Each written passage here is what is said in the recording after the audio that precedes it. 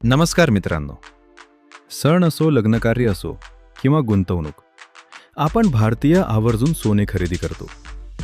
पण दागिने खरेदी करताना तुमची नकळत फसवणूक तर होत नाही ना? हॉलमार्क म्हणजे नक्की काय?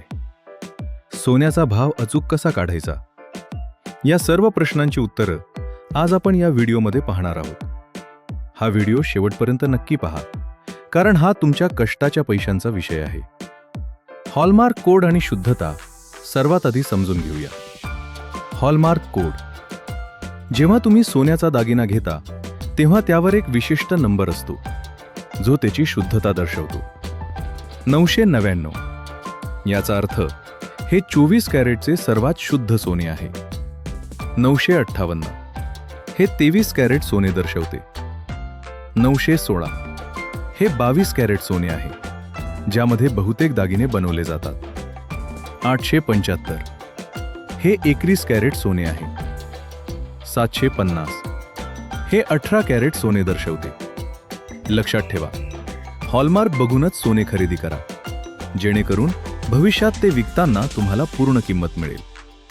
BIS केअर ॲपची माहिती. त्याआधी मित्रांनो, व्हिडिओला लाईक करा. आता हॉलमार्क खरा आहे की खोटा हे तुम्ही स्वतः घरबसल्या तपासू शकता. केंद्र सरकारने BIS केअर ॲप लॉन्च केले आहे. तुमच्या दागिन्यावर एक HUID म्हणजेच 6 अंकी अल्फान्यूमेरिक कोड असतो. हे ॲप डाउनलोड करून त्यातील व्हेरीफाय HUID पर्यायामध्ये हा कोड टाका. यामुळे तो दागिना कुठे हॉलमार्क झाला, त्याची शुद्धता किती आहे आणि तो कधी तयार झाला, ही सर्व माहिती तुम्हाला लगेच मिळेल.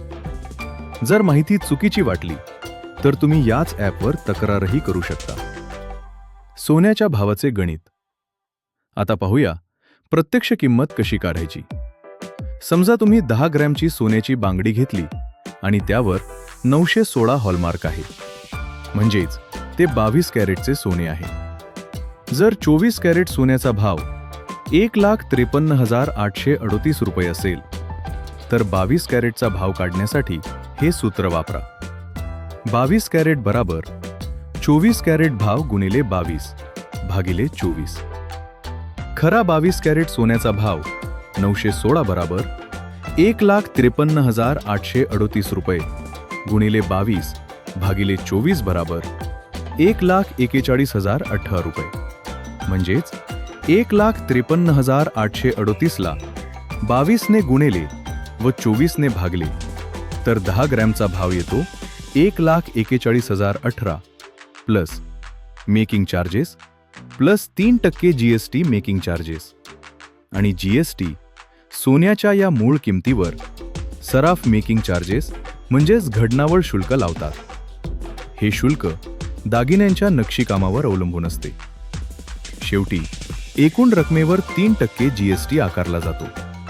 त्यामुळे बिल घेताना मेकिंग चार्जेस आणि GST स्वतंत्रपणे तपासून घ्या आणि नेहमी पक्के बिलच मागा.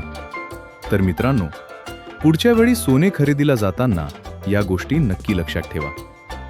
माहिती उपयुक्त वाटली असेल तर व्हिडिओला लाईक करा आणि आपल्या चॅनलला सबस्क्राईब करायला विसरू नका. धन्यवाद.